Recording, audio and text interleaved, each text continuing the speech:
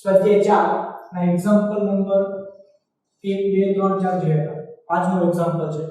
એમાં આપણે સમીકરણ ઉકેલવાના છે. x a x x x x a x અને x x x a બરાબર 0 તમને આપેલું છે. હવે આપણે સમીકરણ ઉકેલવાનો અર્થ શું? તો કે સમીકરણ ઉકેલવા આપણે x ની કિંમત મેળવવાની છે. ઓકે. હવે અહીંયા પહેલા આપણે જોઈશું કે ભાઈ અહીંયા x છે, અહીંયા x છે. તો કોઈ પણ નિશ્ચય આપણે સોલ્વ કરતા હોય ત્યારે આપણને પહેલી ખબર પડે કે આપણે શું કરવું પડે, તો પ્રથમ રો કે ગમે તે 0 લાવવાનો પ્રયત્ન કરીએ. તો આપણે પહેલા r1 r2 અને ત્યારબાદ r2 r3 કરશું. તેથી આને -1 પર આમાં એડ કરો એટલે x a x એટલે ખાલી a વધશે. x - x - a એટલે -a વધશે અને x - x શું થઈ જશે? 0 થઈ જશે. ફરીથી સેમ અહીંયા r2 માંથી r3 બાદ કરો.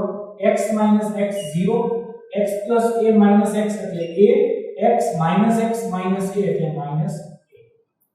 પછી x અને x a m = 0. હવે તો કે r1 અને r2 માંથી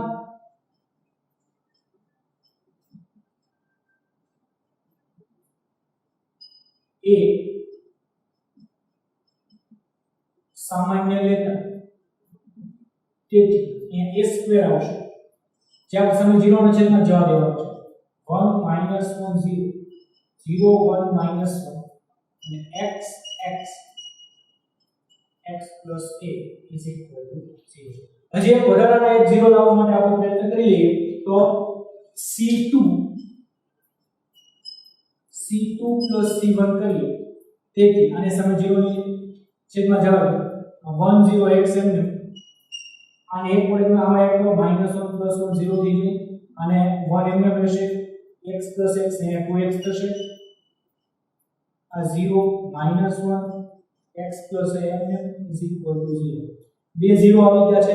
હવે સીધું વિસ્તરણ કરી નાખીએ. તેથી x + a + 2x = 0. તેથી 3x = -a. તેથી x = -a/3. x = -a/3. આપણે x ની કિંમત મળી. આપણે કીધું કે સમીકરણ ઉકેલો, આપણે સમીકરણ સોલ્વ કરી નાખીએ. ત્યારબાદ છઠ્ઠો એક્ઝામ્પલ સાબિત કરવાનું છે. સાબિત કરો કે a² + ab અને ab a²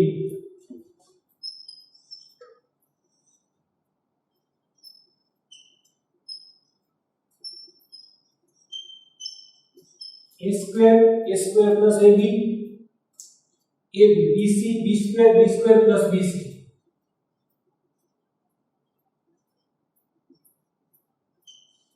અને ac + c² ac અને c²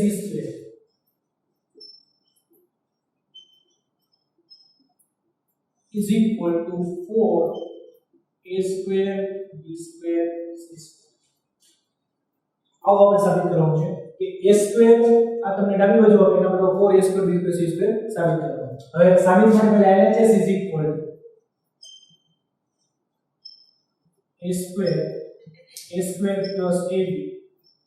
અને ab bc b² + bc ac + c² ac અને c². 4 a² b² c² લાવવાના છે. અહીંયા a² છે. આપણને વિચાર આવે કે કઈક એકાદી રો કે કોલમને ગુણાકાર કરીને આપણે એડ કરીએ, પરંતુ ઈ પહેલા તમે જોઈ શકો અહીંયા a² છે, અહીંયા છે, અહીંયા છે. એટલે સરવાળો છે એમાંથી a કોમન નીકળી શકે. એટલે પહેલા આપણે એમાં એક રૂપ સાદું આપી દઈએ. a² આમાંથી a કોમન કાઢો એટલે આપણે વધશે a + b અને ab એમને રહેશે. આ bc b² આમાંથી b કોમન કાઢી નાખો એટલે b + c વધશે અને આમાંથી c કોમન કાઢો એટલે a + c વધે, ac અને c². હવે જો પ્રથમ કોલમ c1 માંથી તમે a સામાન્ય કાઢી શકો છો, c2 માંથી b અને c3 માંથી c. તો લખીએ કે c1 c2 અને c3 માંથી અનુક્રમે a b અને c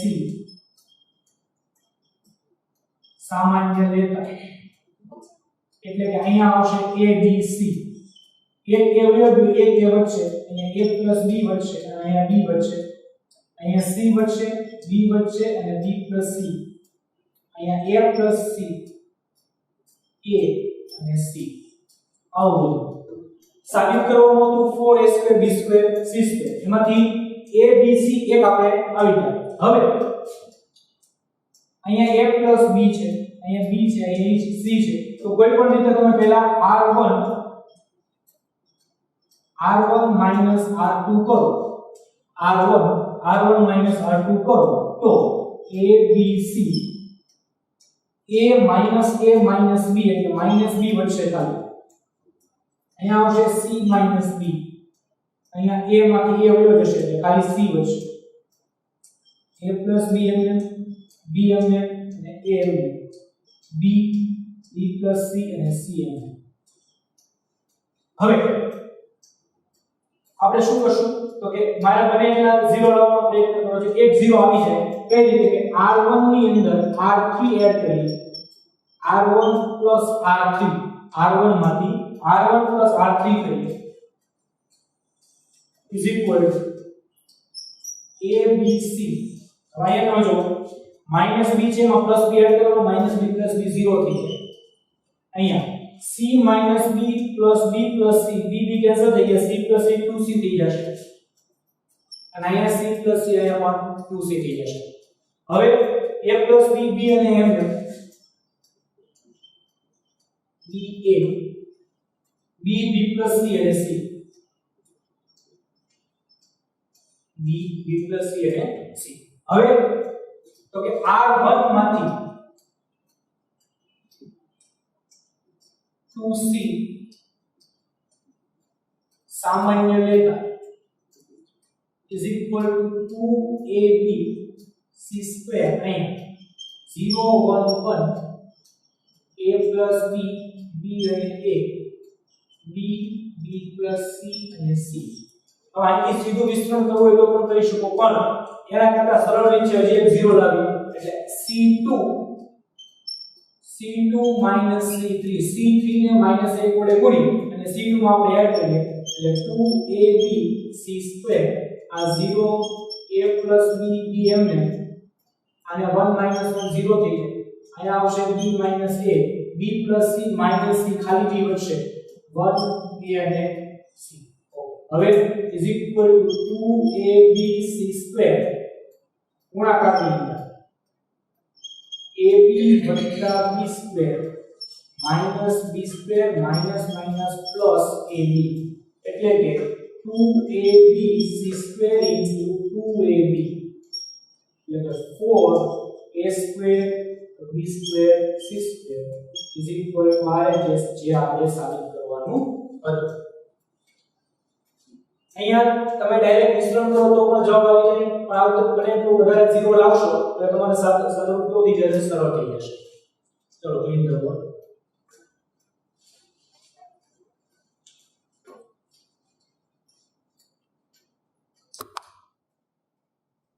ચાલો નવો એક્ઝામ્પલ કિંમત મેળવવાની છે એક્ઝામ્પલની રકમ સમજો આની પહેલા આપણે એક્ઝામ્પલ મેળવવા એની અંદર x ની કિંમત મેળવવાની ઉકેલવાનું હતું નિશ્ચય ઉકેલવાનું જ્યારે કીધું હોય ત્યારે આપણે x ની કઈ કિંમત મેળવવાની હોય અહીંયા આપણે કીધું નિશ્ચયકનું મૂલ્ય મેળવવું 9 અને 10 બંને એક્ઝામ્પલ એવા છે નિશ્ચયકનું મૂલ્ય મેળવવાનું હોય ત્યારે ખાસ ધ્યાન રાખવાનું નિશ્ચયકનું મૂલ્ય મેળવવામાં માત્ર આપણે સાદુરૂપ આપી એનું મૂલ્ય મેળવવાનું છે એમાં x બરાબર કઈ તમને મળશે નહીં એટલે અહીંયા આપણે સાદુરૂપ આપવાનો પ્રયત્ન કરીએ તો પહેલા અહીંયા xy છે અને x + y છે અહીંયા 0 લાવવો હોય મારે બરોબર તો પહેલા આપણે r1 - r2 કરીએ r2 ને -1 વડે ગુણી અને r1 માં એડ કરશું એટલે શું થશે તો કે અહીંયા વચ્ચે x - y થશે y - x - y -x આવશે ખાલી અને x + y - x ખાલી y આવશે આ y એમને આ x + y x એમને x + y x અને y હવે અહીંયા તમે -1 વડે ગુણી r3 ને -1 વડે ગુણી જો અમે એડ કરશો તો અહીંયા 0 થઈ જશે અહીંયા -2x આવશે અને અહીંયા 2y આવશે ખાલી 2 કોમન નીકળશે બરોબર એટલે આપણે આને માઈનસ આને +1 વડે ગુણીને આમાં એડ કરીએ એટલે r1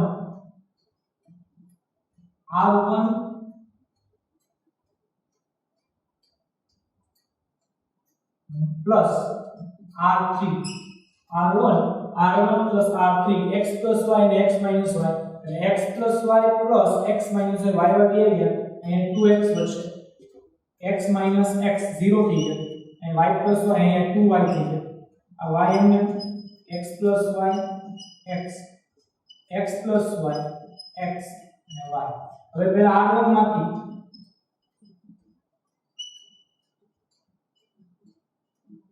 બે સામાન્ય લેતા is equal to 2 બે સામાન્ય લઈ લઈએ એટલે આપણને x અને y એકલા મળી જાય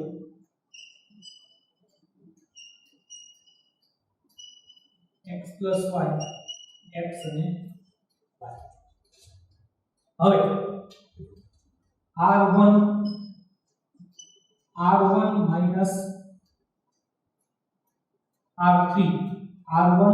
minus r3 તમે કરો તો એક નાની તકલીફ એ પડે કે અહીંયા તમે માઈનસ વડે ગુણાકાર કરવા જશો તો અહીંયા માઈનસ y આવશે તો અહીંયા પાછો x થઈ જશે અને અહીંયા એમ કેમ રહેશે એટલે આપણે r1 માં કાંઈ ફેરફાર નથી કરવો r3 માં ફેરફાર કરીએ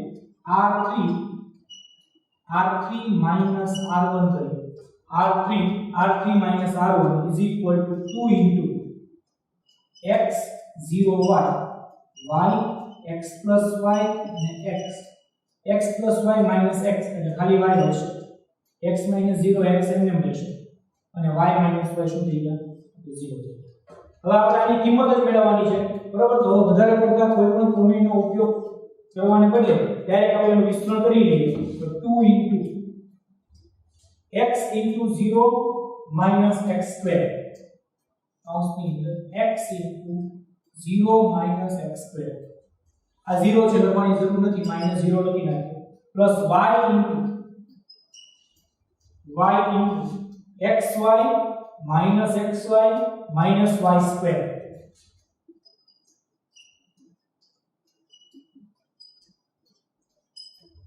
બરાબર 2 into minus x cube xy cancel થઈ ગયા y into minus y square minus y cube એટલે minus 2 into x cube plus y cube minus 2 into x cube plus y cube આ અહીં કિંમત આપણે મેળવવા આપણે માત્ર કિંમત જ મેળવવાની હતી x અને y ની કિંમત કે મેળવવાની નથી નિશ્ચયકની મીંડું મેળવવાનું હતું હવે 10મો એક્ઝામ્પલ છે એમાં એક નિશ્ચયકનું મૂલ્ય જ મેળવવાનું છે delta is equal to 1 x plus y અને x y x plus y આમાં આપણે માત્ર ડેલ્ટા ની કિંમત જ મેળવવાની છે હવે સરળતા માટે ડાયરેક્ટ કરો તો કરી શકો પણ સરળતા માટે આપણે ri થી ci કરી નાખીએ બરોબર એટલે શું થશે કે રો છે કોલમમાં ફેરવાઈ જશે પહેલી કોલમ 1 1 ની પહેલી રો થઈ ગઈ પછી અહીંયા x plus y અને x અહીંયા y અને x plus y રહેશે હવે બને એટલા 0 લાવવાનો પ્રયત્ન કરી લઈએ તો કે આ 1 એમને રાખીએ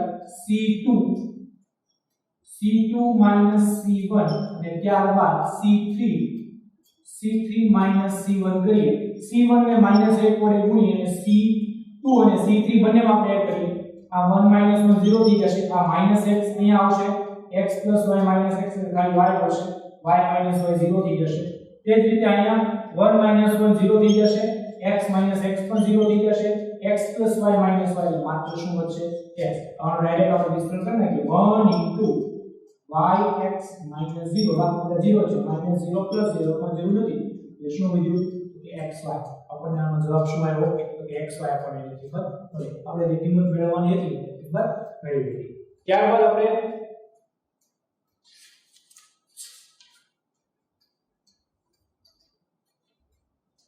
દસમો એક્ઝામ્પલ હવે એક્ઝામ્પલ નંબર 15 એક જોઈ લઈએ વચ્ચેના એક્ઝામ્પલ બાકી છે તો 15મો એક્ઝામ્પલ નાનકડો અમથો એક્ઝામ્પલ છે અને સરળતાથી તમને યાદ રહી જાય એવો એક્ઝામ્પલ છે એટલે 15મો એક્ઝામ્પલ છે સાબિત કરવાનું છે sin alpha sin beta sin gamma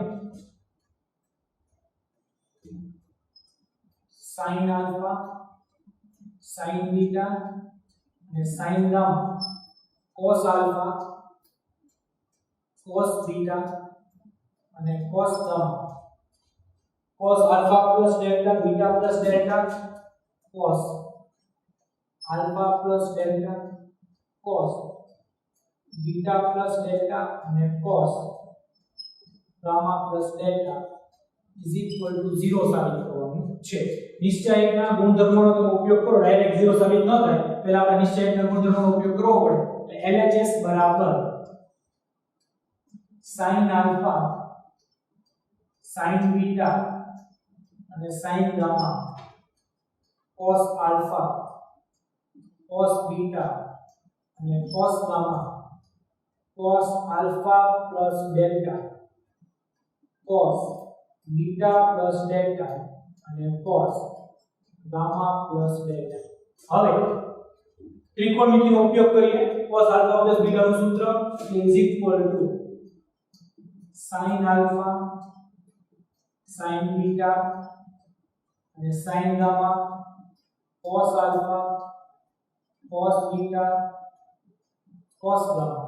અહીં cos alpha cos delta minus sin alpha sin delta